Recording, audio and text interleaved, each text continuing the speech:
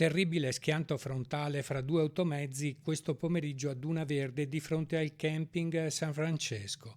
Nell'incidente è morto un automobilista di 43 anni della provincia di Venezia.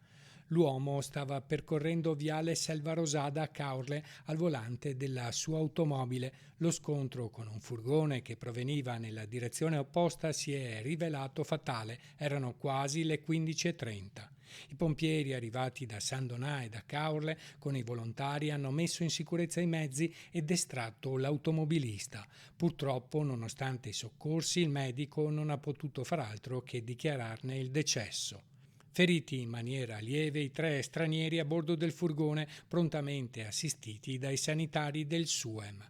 I carabinieri hanno deviato il traffico ed eseguito i rilievi del sinistro. Nelle prossime ore dovranno stabilire le cause che hanno portato allo scontro fra i due mezzi.